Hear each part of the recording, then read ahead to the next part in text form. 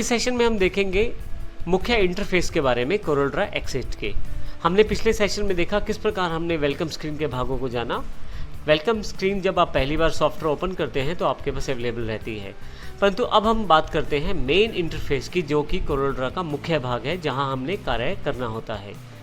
यहाँ यदि हम सबसे पहले देखें तो कोरल के इंटरफेस को अच्छी तरह से समझने के लिए हमारे पास ये बीच में ये जो एरिया दिया गया है, यहाँ एक फ़ाइल ओपन कर लेते हैं। ये फाइल एरिया वो एरिया है जहाँ मैं कुछ भी ड्रॉ कर सकता हूँ। इसके लिए हमारे पास यहाँ बटन दिया गया है।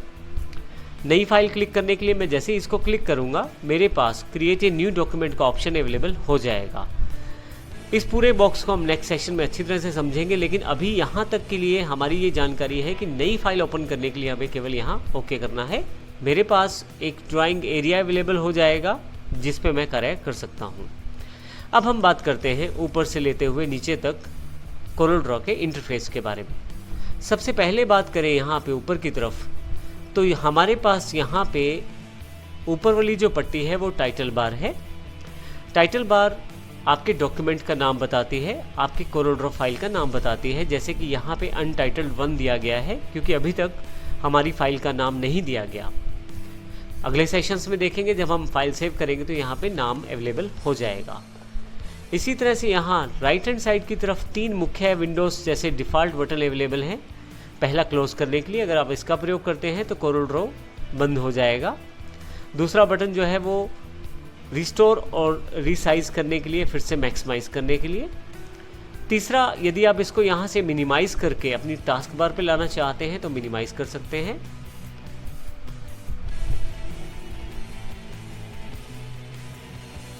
तीसरा बटन, आप यदि इसको मिनिमाइज़ करना चाहते हैं तो यहाँ पे क्लिक करें तो आपके पास स्क्रीन से कोरल सॉफ्टवेयर हट जाएगा और नीचे टास्क बार में एक बटन के रूप में अवेलेबल हो जाएगा। मैं यहाँ क्लिक करके इसे फिर से मैक्सिमाइज़ कर सकता हूँ। इसी के साथ आपके पास यहाँ काफ़ी सारी बार्स दी गई हैं टाइटल बार के नीचे। सबसे दूसरे वाली जो बार है वो उसे मेन्यू बार कहते हैं। मेन्यू बार में आप देखें कन्वेंशनल मेन्यूज़ को प्रयोग किया गया है। जैसे फाइल पे क्लिक करते हुए फाइल मेन्यू ओपन हो जाएगा, एडिट पे जाते ही एडिट अवेलेबल हो जाएगा, व्यू पे जाते ही व्यू अवेलेबल हो जाएगा। इस तरह के काफ़ी सारे मेन्यूज़ आपके पास कोरल में अवेलेबल है, लेआउट, ऑब्जेक्ट, इफ़ेक्ट्स इत्यादि। इसी के बिल्कुल नीचे हमारे पास स्टैंडर्ड टूल बार अवेलेबल है। स्टैंडर्ड टूल बार में लगभग वही ऑप्शंस आपके पास अवेलेबल हैं जो आप ज़्यादा प्रयोग करते हैं, जो इन मेन्यूज़ में ऊपर की तरफ हैं, परंतु ज़्यादा प्रयोग किए जाने वाले सभी ऑप्शंस को स्टैंडर्ड टूल बार में शामिल किया गया है। जैसे कि यदि आप नई फाइल बनाना चाहते हैं तो यहाँ क्लिक कर सकते हैं, और यदि आप चाहें तो फाइल में न्यू पर भी क्लिक कर सकते हैं, परंतु फाइल में न जाना पड़े इसके लिए यहाँ पे ये बटन दे दिया गया है। इसी तरह से फाइल को खोलने के लिए ओपन, सेव, प्रिंट इत्यादि काफ़ी सारे बटन यहाँ पे अवेलेबल हैं, और ये हमारे नॉर्मल टूल्स को रखती है बार अपने पास, इसलिए हम इसे स्टैंडर्ड टूल बार कहते हैं। इसके बिल्कुल नीचे आपके पास प्रॉपर्टी बार अवेलेबल है। प्रॉपर्टी बार में आपके पास यहाँ पे यदि अभी देखें आप तो सबसे पहले, क्योंकि मेरे पास नीचे ड्राइंग एरिया में कोई भी टूल सिलेक्टेड नहीं है, कोई भी ऑब्जेक्ट सिलेक्टेड नहीं है, इसलिए डिफ़ॉल्ट रूप में आपके पास यहाँ पे हमारे पास ये बार दी गई है जो कि पेज की प्रॉपर्टीज़ को डिफ़ाइन करती है। जैसे कि सबसे पहले आप यहाँ से पेज साइज़ डिफ़ाइन कर सकते हैं अपने ड्राइंग के लिए।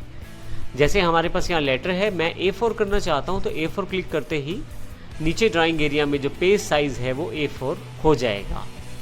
आप मैन्युअली चाहें तो कस्टमाइज़ कर सकते हैं साइज़ को पेज डायमेंशन से।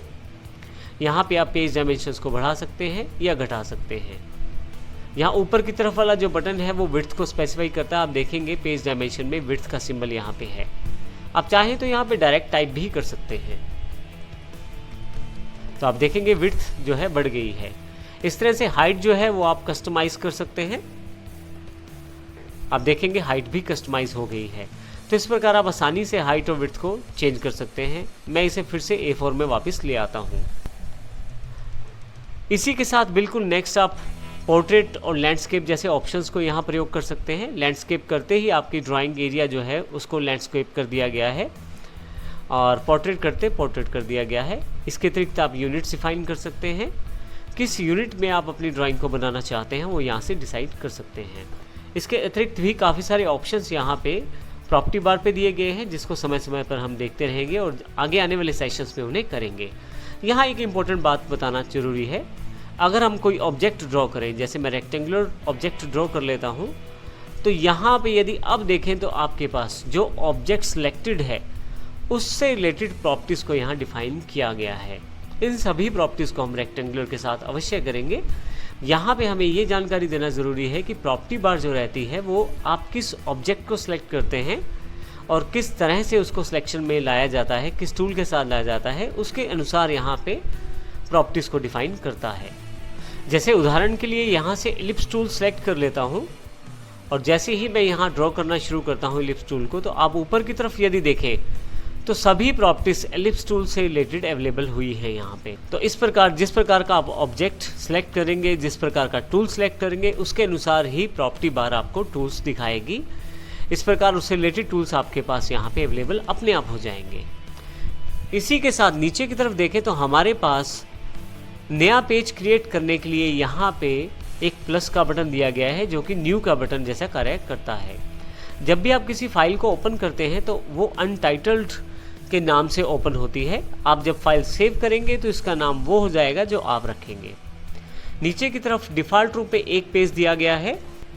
आप चाहें तो यहाँ से पेज को ऐड भी कर सकते हैं। इसके लिए आपको केवल यहाँ से पेज ऐड करना है। इस बटन पे क्लिक करते ही पेज 2 अवेलेबल हो जाएगा। ये पेज 1 अलग पेज है और पेज 2 अलग पेज है। फिर से क्लिक करने पर पेज 3 क्लिक हो जाएगा। आप अपनी आवश्यकता अनुसार इन पेजेस को प्रयोग कर सकते हैं। इसी के साथ यदि आप नई फाइल बनाना चाहते हैं तो आप केवल इस प्लस पे क्लिक करें, आपके पास एक नया कोरलड्रा डॉक्यूमेंट अवेलेबल हो जाएगा। फिर से जैसे हमने देखा था कि यहाँ पे अनटाइटल्ड 2 आ गया है, ओके करते ही बिल्कुल नई एक कोरलड्रा फाइल अवेलेबल हो जाएगी। ये अनटाइटल्ड 1 फाइल है जिसमें मेरे पास 3 पेजेस हैं और ये अनटाइटल्ड 2 फाइल है जिसमें मेरे पास केवल 1 पेज है।